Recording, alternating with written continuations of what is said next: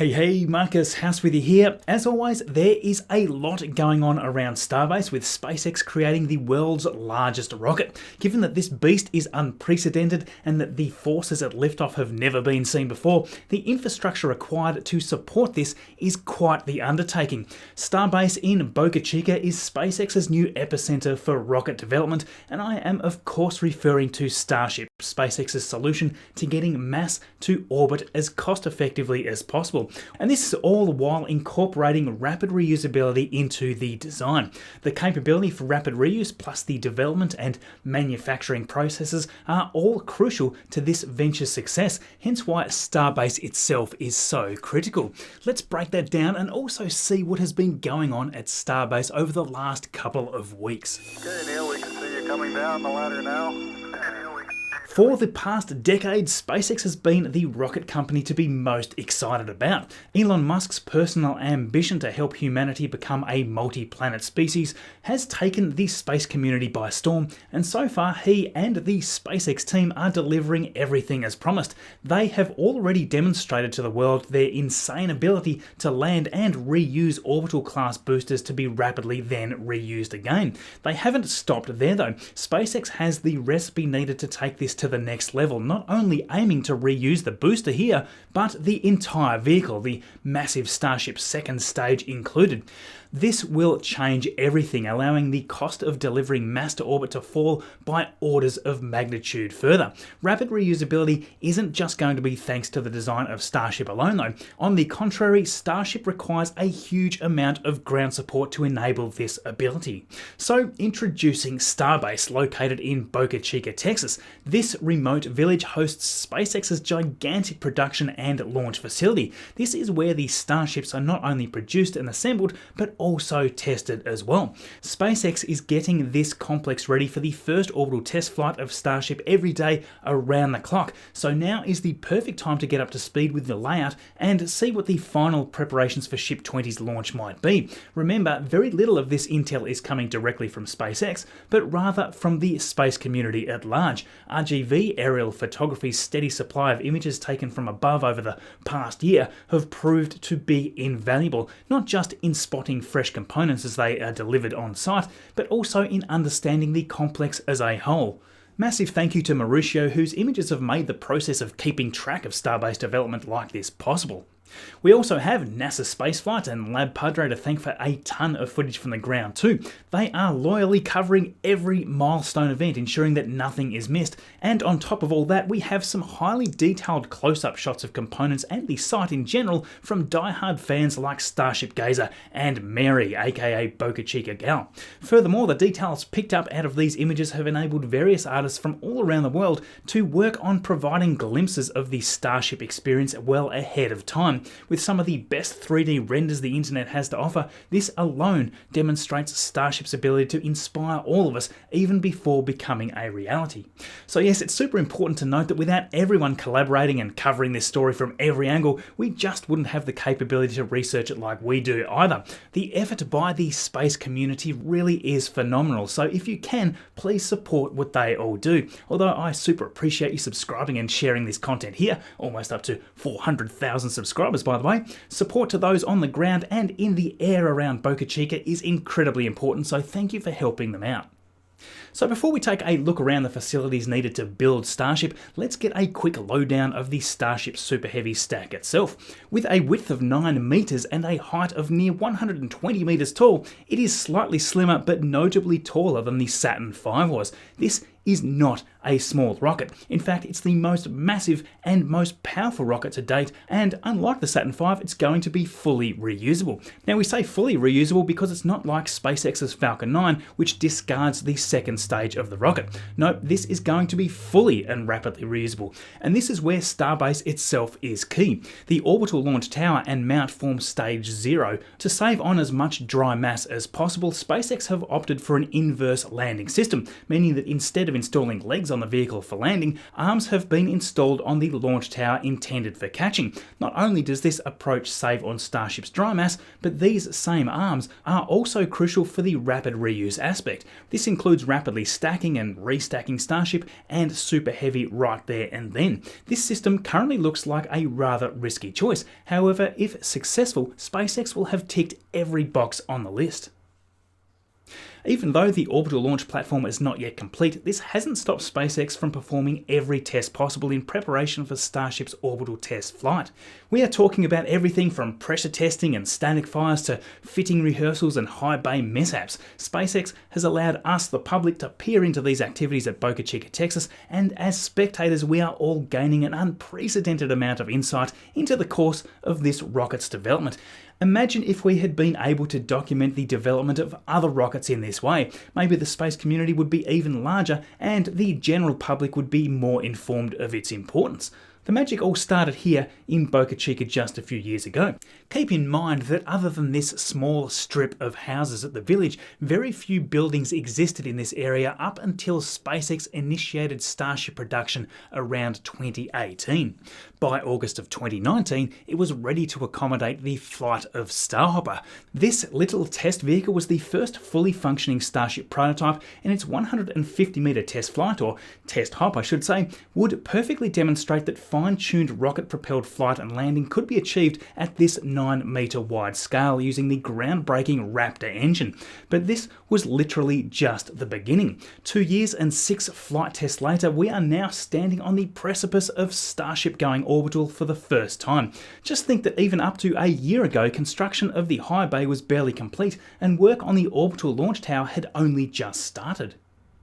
So Starbase is divided up into two main sites, the launch site and the production site. The names give away their primary functions of course, but both of these locations consist of many different sub-complexes in their own right. The main reasons for the site being split into two like this is safety. Rocket launches are very dangerous, and even being near a Starship during a simple pressure test is not advised. All of these more dangerous events take place over at the launch site, which is cleared of personnel in advance of any such activities. The production site is where most of the rocket body build work happens. This though doesn't include Raptor engines, which are actually shipped in after being constructed at SpaceX's Hawthorne facility in California. On top of that, SpaceX is building a Raptor 2 production facility over at McGregor to help meet the demand for not just better engines, but ones that come off the production line faster. These will be needed back over at Starbase as Starship production ramps up and missions become interplanetary. So remember way back when the very first full-scale Starship prototype was being built? That was this rough-looking beast called Mark 1. After SpaceX decided to discard that vehicle, the aft flaps were kept and converted into an awning for the Starship restaurant. So although Mark 1 is long gone, its remains remain. Seeing the old parts used like this is great, as it keeps that history alive. So where are all of these Starship components assembled in the first place? Well, let's take a look inside these production tents to see where the first stage of assembly takes place. There are 3 main tents here, plus a couple of extra production facilities, most notably the ground fabrication building, propulsion building, and the hydraulic press tent. Elon famously took Tim Dodd, the everyday astronaut, on a cheeky tour through those 3 main tents in August this year.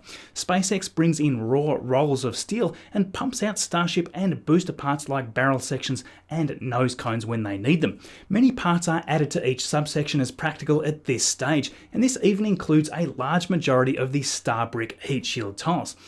Yes, Starbricks. That's another thing to note about SpaceX, is the amount of SpaceX-isms that are popping up at Starbase. From Starbricks to Mechazilla to literal memes being put on the Raptor engines, SpaceX lavishes in giving these parts at Starbase personality. The crazy names and terms used here are yet another reason to love this place and get the general public involved. After all, you shouldn't need to be a rocket scientist to understand at least the basics of what is going on here. Tim did ask Elon if the production tents were set up to handle individual parts to the build process. The answer to that was a simple no, but for now it looks to us that the first 2 tents are used for dome and ring sections, and the third is used for nose sections. This makes total sense, at least for now, as the third tent conveniently leads us to the low bay, which is where the assembled nose cone sections are stored ahead of being mated to the rest of the ship. Once all of this has happened, the fully assembled ship is often stored in the mid-bay over here. Though the mid-bay is a rather modest structure compared to, say, the high bay, it has still seen its fair share of parts. It has stored all manner of ship, booster, and even ground support equipment sections before they are fully assembled and deployed at Starbase. For the larger tasks though, like the final assembly of the Super Heavy booster, only one building is currently up to that task, and that building is of course the high bay. So yes, work on the high bay started in June of 2020, and it took about 5 months or so to complete the main structure. Soon after, the bridge crane was installed and the building was christened with a disco at the bar that resides on the top floor. Interestingly, booster number 1 was stacked in the high bay using the Bluezilla crane before that upper floor and bridge crane were even installed. Once again, SpaceX showed us that they are moving so quickly that they need to often work around the infrastructure that is not yet even completed. This is key when designing a system like Starship because the manufacturing techniques required to build the vehicles are themselves being developed alongside. If you think SpaceX are producing these rockets fast now, just wait until this production facility is in full swing.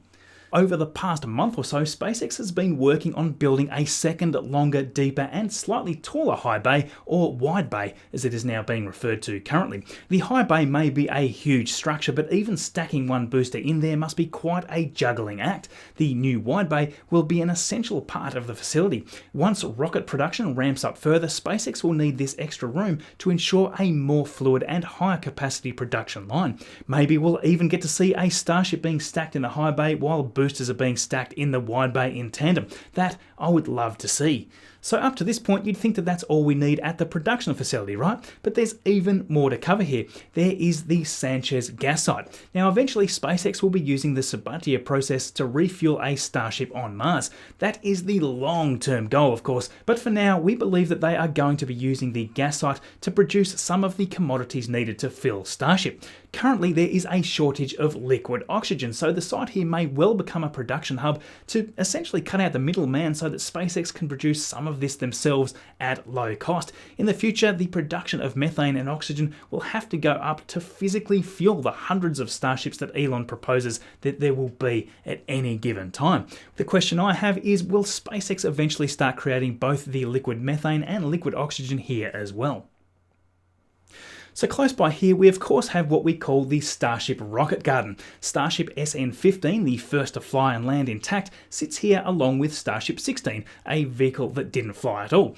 So is this a graveyard for old Starships? Well, we don't think so. Like Elon Musk said, it would be ridiculous to have Starships lying around everywhere. Currently though, the two standing there look more like an epic monument than a junkyard. This kind of reminds me of this scene from Lord of the Rings actually, the two Starships standing by to welcome you to Starbase. Around them are also various proof testing stands and old test tanks, and then lastly on the very far side of the production site we have the pre-building area. This is where large constructed sections are created ready to be directly installed at the site. The main parts that we've been keeping tabs on over the past year over at this side of Starbase are the tower sections and the cryo shells used to cover the ground support equipment tanks. Once it comes time for Starbase to gain a second launch system, I imagine this area will fire up again just like it did before. As of right now though, the area is quite empty as all of the sections that are currently needed are all over at the launch site as of a month or so ago. Here at the launch complex we have a multitude of launch pads and support structures. Looking back once more to Starhopper's 150 metre test hop 2 years ago, basically none of this was here apart from the foundations of what would become Test Stand A and the landing pad areas. Since then we've seen the addition of Test Stand A, which facilitated the launch of SN5, SN6, 8, 10 and 15, and then of course events like the Booster 3 static fire. Then over here we have Test Stand B, where we saw SN9 and kind of saw SN11 take off. Next to these we see the suborbital tank farm used to service these test stands. Don't confuse this with the brand new orbital launch tank farm, which takes it to the next level for the full stack Starship. Then we have the location for all of that tense landing action. Here is the landing pad being increased in size shortly after SN8's test flight. Since then though, the views inside have become a tad more restricted as Starbase's big black fences here have been erected. Fortunately though, this seems to be enough to keep out the reprobates, but not enough to restrict the camera lenses too badly. Because of that, very little, if any, of the progress made on site has been missed. Moving over to my favourite part of Starbase, this is the Orbital launch system, also known as Stage 0. As mentioned earlier, this will launch, catch and restack Starship ready for its next launches.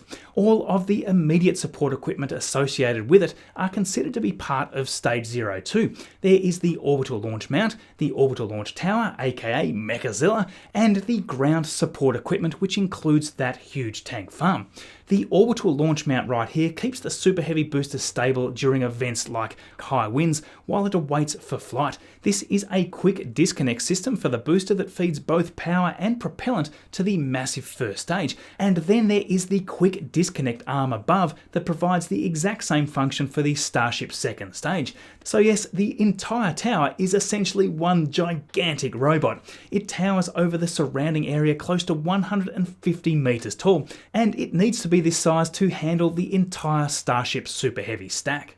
So along with feeding the propellant and the electricity to the Starship, the quick disconnect arm will also be used to steady the booster during stacking. This is all exciting, but then we have the bit that I am most excited about, the catching arm, or chopsticks as Elon calls them. This is the part that will be doing all of the heavy lifting and catching, as it is certainly the most outlandish component yet to ever be considered, let alone be installed on a launch site. Now, they don't plan to fully test this system out until Booster 5 and Ship 21's flight at the very earliest, but even still, when we say that SpaceX are making our sci-fi dreams become a reality, we really aren't exaggerating. Just imagine that Super Heavy booster roaring in and being caught by this mega contraption. That will be something truly bizarre to witness no matter the outcome. The enormous tank farm that will feed the beast with the needed commodities sits close by. This area is super complex, so we'll just take a look at the more prominent features for now. The most striking part here are these 8 large tanks. They are all for cryogenic liquids, apart from this one here, which serves as a water tank for what we believe will be the extensive water deluge system. This, we believe, will burst out of the orbital launch mount during liftoff to absorb the huge noise and heat from the 29 wrapped engines hurling this beast off the pad. The other tanks include 2 for liquid nitrogen, that is needed for tank testing so that if anything ruptures, nothing can explode. Then we have 3 liquid oxygen tanks to provide the needed oxidizer to be burned with the fuel at launch. Then of course the 2 liquid methane tanks to fuel the beast. Then we have these 2 skinnier but still colossal horizontal methane tanks that we believe will be reserve tanks that will allow rapid detanking and more space to hold methane gases before they are then recondensed back into liquid form. After all, leaking methane into the atmosphere is something that needs to be avoided where possible, being the extremely potent greenhouse gas that it is. So moving forward, what else should we expect to see appear at Starbase? Well, for one Mechazilla will just not cut it. If Elon gets to build the hundreds of starships that he plans here, there will be quite a queue for this ride. So imagine at least one more launch tower starting to spring up at Starbase soon, then more over at Cape Canaveral, and eventually offshore platforms too, because regardless of how many launch systems are built at Boca Chica, eventually there will be a bottleneck for air traffic control. Sooner or later, there are going to need to be offshore platforms. So yes, keeping track of the events at Starbase has been such a rollercoaster ride over the last 12 months especially, and this is all before Starship has even reached orbit. Though the first orbital test flight dates have been knocked back a few times now, Elon is still confident that Ship 20's flight will happen in January or February at the latest.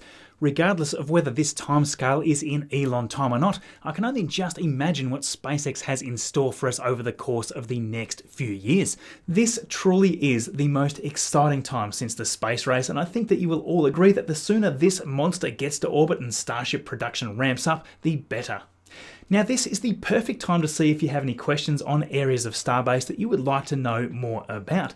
Given that you are all still here watching right now, liking and hopefully sharing and subscribing, I'm here to help get your questions answered. Even if I don't know, I can probably find out. Your support of everything that I do here is always mind-blowing, and I'm so grateful to all of you for being here watching this incredible space race play out. If you happen to be supporting what we do on Patreon or as a YouTube member, thank you so much. And if you've picked up some of our merch for the holiday period, such as this shirt here, that also helps a lot too. This particular design seems to get a lot of attention. So if you like what we're doing and you'd like to help assist us with what we do directly, joining us at patreon.com/MarcusHouse is a great way to do that, or as a YouTube member. Patreon does take less fees away, but either way, you will get access to chat with us more directly via our Discord server. You get your names listed right here like these other incredible people, and I also release ad-free versions of these videos so that you can watch them before anyone else gets them. We've also had quite a few interesting threads on Twitter, as we typically do each week, so if you want a little more news, make sure that you are following me on Twitter at MarcusHouse. In the tile in the bottom left today, we have my video from last weekend. In the top right is my latest video, and in the bottom right, content that YouTube has selected from the channel just for you. Thank you everyone for watching all this way through, and we'll see you all in the next video.